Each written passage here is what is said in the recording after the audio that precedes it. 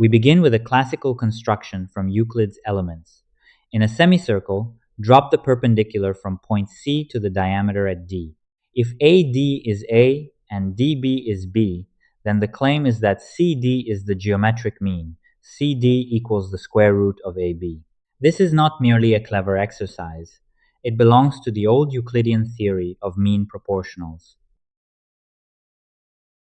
Let the point C move along the arc. The altitude changes, and the two pieces of the diameter trade length.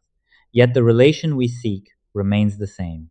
The moving picture suggests an invariant, but the proof must explain why it is invariant.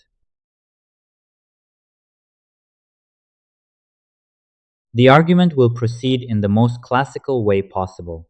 We do not chase an external construction. We look inside the figure, identify two right triangles, and prove that they are similar. Once the similarity is established, the mean proportional appears by proportion alone.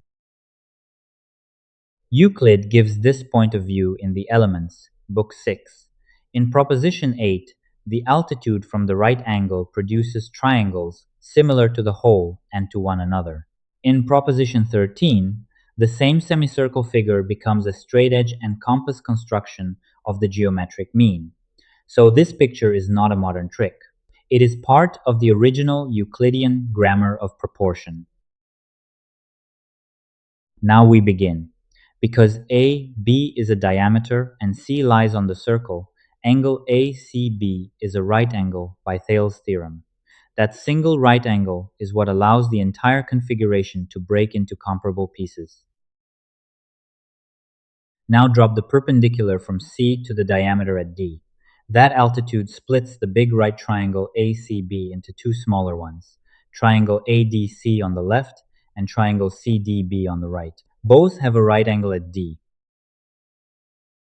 Next comes the decisive angle comparison. In triangle ADC, the acute angles are complementary to the right angle at D. From the larger right triangle, the same complementary relation appears at C.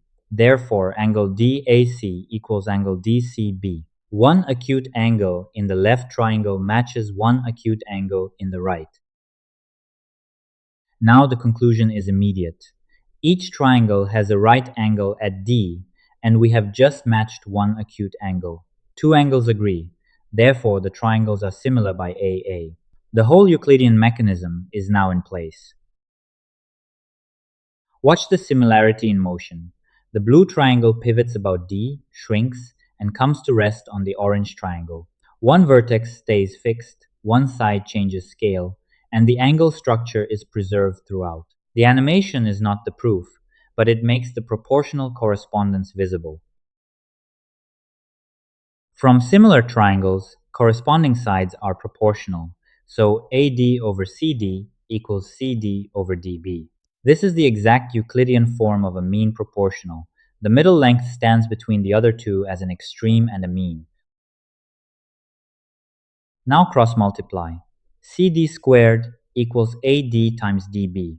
In our notation, CD squared equals AB, and therefore CD equals the square root of AB. The altitude is precisely the geometric mean of the two segments of the diameter. Return once more to the moving figure. The two smaller triangles keep changing shape, but the proportional relation survives every position of C on the arc.